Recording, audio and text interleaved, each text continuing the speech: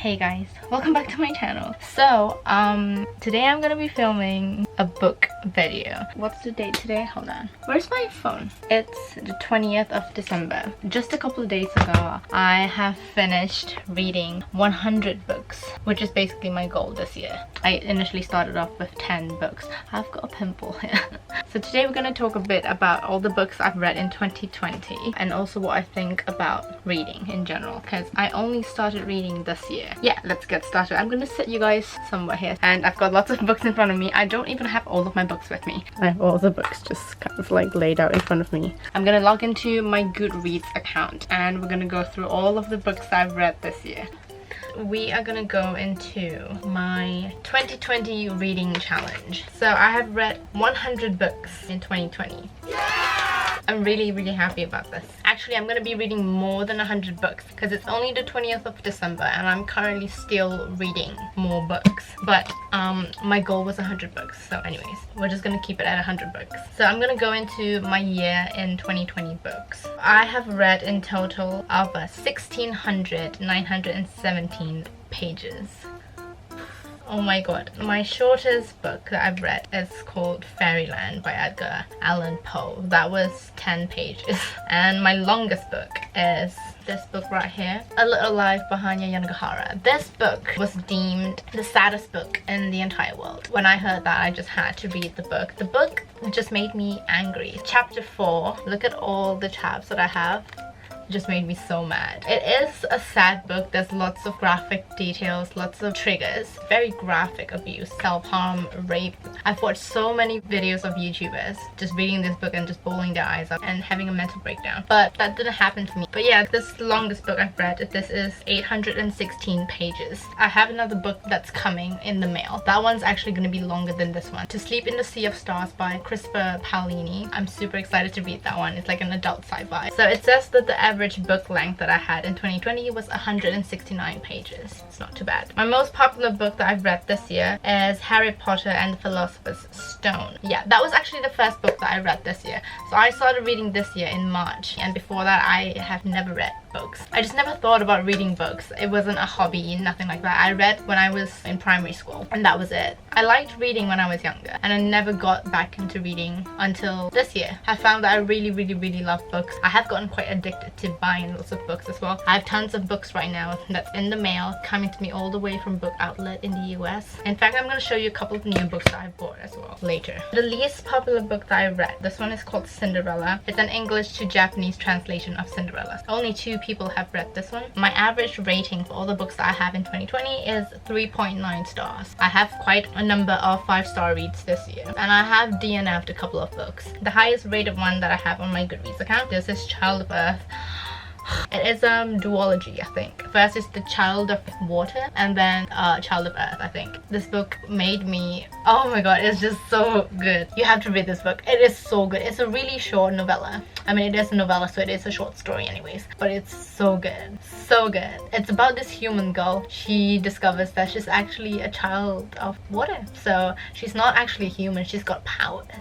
And then, you know, she meets a boy, her soulmate, who is actually, oh my god, the most gorgeous, beautiful man. And he is from the land of, you know, the water. And oh, it's just so sweet. He's just such an alpha, but like a gentle alpha. He's very sweet, like he supports her, and oh my god, just read the book. Daughter of Glorivale by Lilia Tarawa. So I first came across Lilia when I was watching her TED Talk. After reading her book a couple months later, I came across lots of booktubers. The first booktuber that got me into reading, her name was Janani from The Story Ain't Over. After that, I came across Books with Chloe and Jessie the Reader, and then I just fell into the whole of booktube and here I am. These are the 2 books that I DNF'd. The God Doesn't Make Mistakes, Confession of a Transgender Christian, and A Hairy Tale. I DNF'd those books because it just wasn't for me. The Flat Share is an amazing book. Highly recommend reading that one. I read lots of Disney Pixie Fairies books. I grew up reading those books and I just really wanted to collect all of them again, so I started reading those as well. Then I got 3 books from Ito Junji or Junji Ito because those were recommended by Books with Chloe and I love Books with Chloe. She recommended getting Uzumaki, Gyo, and Tomie. I'm currently in the middle of reading Tomie. I have not yet finished that, but I have finished Uzumaki and Gyo and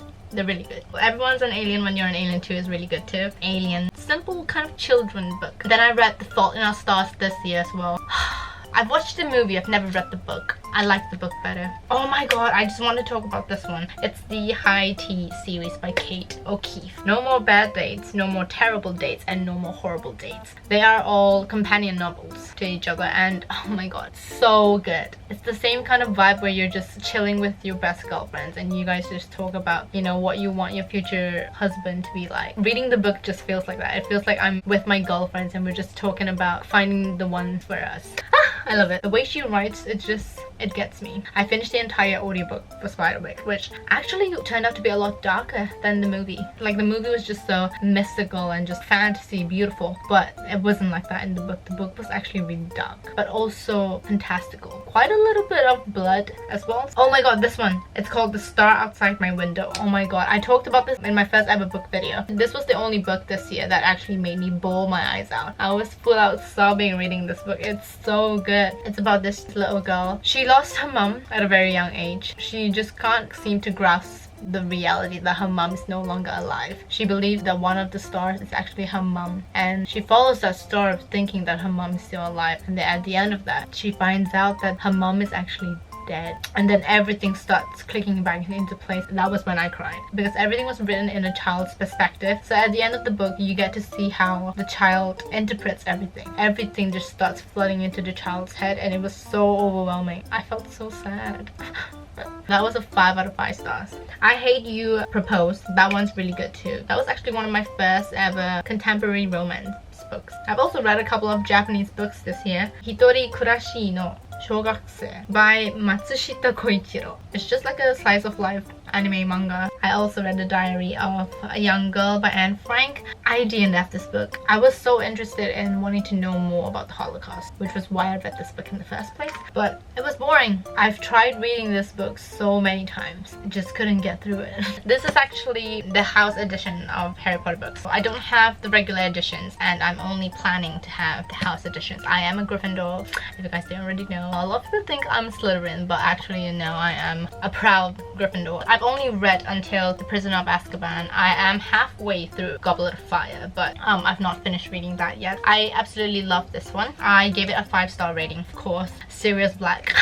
He's my favorite character. Other than the Weasley brothers, I love Fred and George. They are my absolute favorite characters. I've shown you guys this before. Yeah, the Waterfire series by Jennifer Donnelly. Can I just say that I love the series with all my heart. My favorite character is Astrid, because she is just this badass bitch. I love the underwater vibes. I love the sisterhood. They have their own little way of talking as well, which is very interesting. The last book is my least favorite. I wanted a better ending. Not that the ending was bad, it's just that I wanted more. I felt like the ending was a little bit too rushed. This is actually the first mermaid book I've read. It's called The Forbidden Sea by Sheila and Nielsen. It's not the mermaid story that I was looking for. I like mermaid stories like Deep Blue because this is actually about a mermaid. The story focuses around mermaids and everything takes place underwater. But this one is about like land, and then, you know, she finds a mermaid and stuff like that. So the mermaid isn't actually the main character. The human girl is the main character. The next book that I read, it's $1 Million Maids, Golden Girl. This story takes place in India, and I've never been to India, and this book makes me want to go to India. I could smell the jasmine flowers from here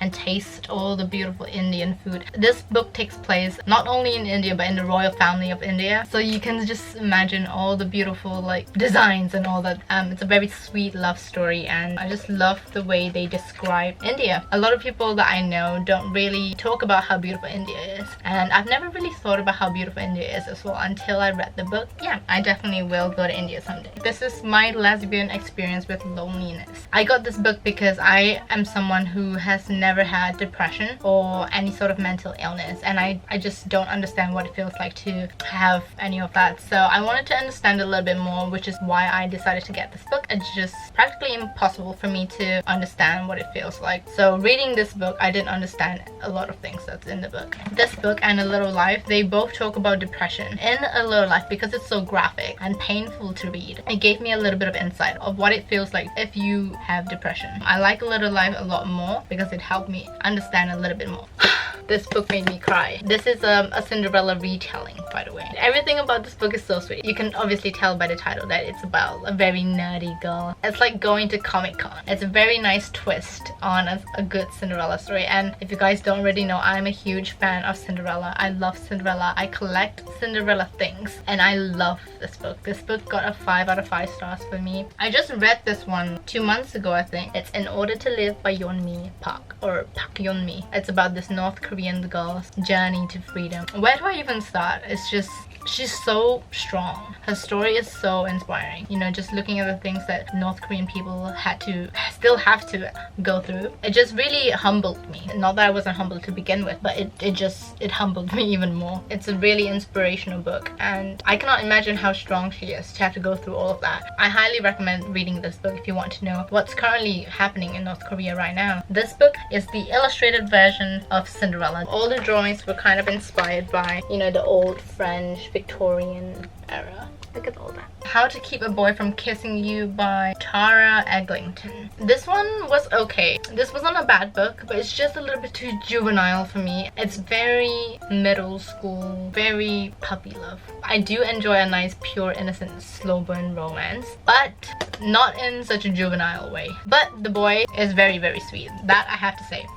I like that. I like good boys. The Secrets of the Fairies. I like this book. This book has very beautiful illustrations. So right now I'm going to show you guys the books that I'm currently reading. So I've been talking about gaining good habits and all stuff like that. I picked up this book, The Rich Will Marry Someone, Why Not You?